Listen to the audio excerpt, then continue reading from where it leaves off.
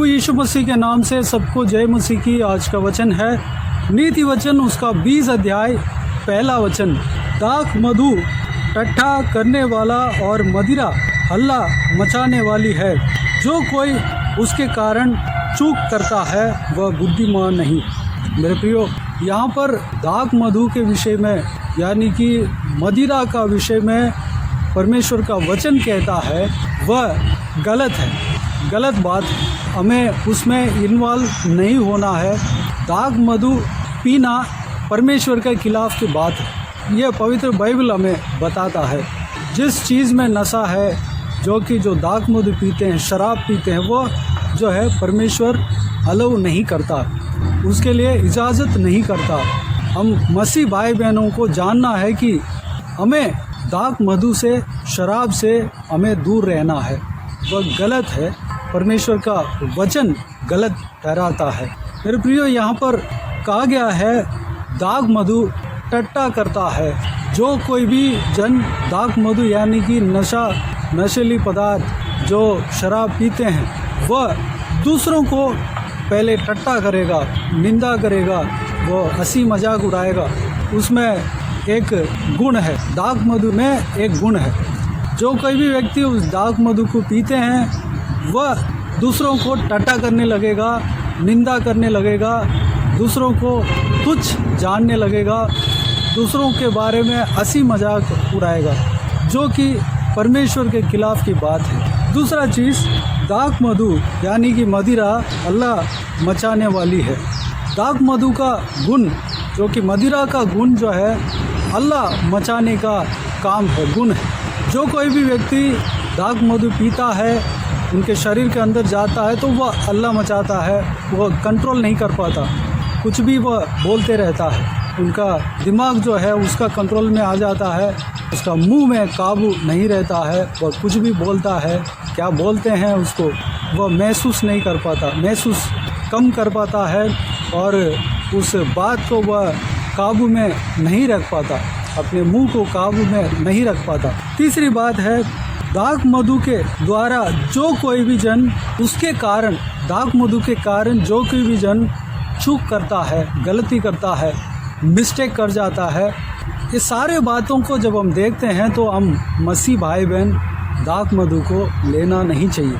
दाख मधु को अगर हम लेते हैं तो हम दूसरों का टट्टा करने वाला बन जाएंगे, दूसरों को हंसी मजाक उड़ाने वाला बन जाएंगे, हल्ला मचाने वाला बन जाएंगे। हमारा मुंह को हम कंट्रोल नहीं कर पाएंगे और हम बुद्धिमान नहीं ठहरेंगे। हमें बुद्धिमान ठहरना है तो हमें दाख मधु से दूर रहना पड़ेगा और परमेश्वर के वचन के अनुसार चलना पड़ेगा। परमेश्वर के वचन में जो दाख रस जो कहा गया है उसमें नशा नहीं है, वह एक क्रश है, ग्रेप क्रश है। उसको हम पी सकते हैं, जो कि वो अरब कंट्रीज़ में जहाँ पे दाखलता होती है वहाँ पर एक नॉर्मल फूड की तरह वो लेते हैं। यहाँ पर दाख रस के जगह पे वो मदिरा को नहीं दर्शाता, बल्कि परमेश्वर का वचन जिस विषय के बारे में, दाख रस के बारे में कहा गया है वह जो है ग्रेप क्रश है। उसको हम जो है उस ज़माने में जीसस क्राइस्ट जहाँ पे जन्म हुए थे वहाँ पे एक नॉर्मल फूड की तरह वो लेते थे, क्योंकि वह उसमें कोई नशा नहीं है। हर घर में उसको इस्तेमाल करते थे, हर पार्टीज़ में, हर शादियों में उसको बांटते थे। लेकिन मदिरा के विषय में, दाख मधु के विषय में जिसमें नशा है, उस बात को परमेश्वर साफ साफ मना करते हैं, उसको लेने के लिए मना करते हैं। जितने भी हम बुद्धिमान बन जाए, जितने भी हम पढ़े लिख लें, अगर हम दाख मधु लेंगे तो हम बुद्धिमान नहीं कहलाए जाएंगे। बुद्धिमान का ऑपोजिट क्या है? मूर्खता। हम मूर्खता के लिस्ट में आ जाएंगे। मेरे प्रियो, हमें बुद्धिमान बनना है। परमेश्वर का वचन के अनुसार बुद्धिमान कौन होता है? परमेश्वर के वचन के अनुसार जो चलता है, परमेश्वर प्रभु यीशु मसीह के पीछे जो चलता है, परमेश्वर के वचन को पालन करता है, ग्रहण करता है और पालन करता है, उसको बुद्धिमान कहलाए जाते हैं। हम परमेश्वर प्रभु यीशु मसीह के ऊपर विश्वास रखे हैं, हम बुद्धिमान हैं। अगर जो कोई भी जन प्रभु यीशु मसीह के ऊपर विश्वास रखता है और नशे वाले पदार्थ को, जो कि दाख मधु है, जो शराब है, जो उसको लेते हैं तो वह मूड बन जाता है, परमेश्वर के खिलाफ कर जाता है। इस विषय में हमें गौर करना है। और एक बात यहाँ पर लिखा हुआ है, जो कोई उसके कारण चूक करता है। अगर दाख मधु लेता है तो उसके कारण चूक होता है, मिस्टेक होता है, गलती होता है। इससे अच्छा हम उससे दूर रहना है। जो कोई भी जन दाख मधु लेते हैं उनके लिए ये वचन है, जो कि दाख मधु ना ले, मदिरा ना पिए।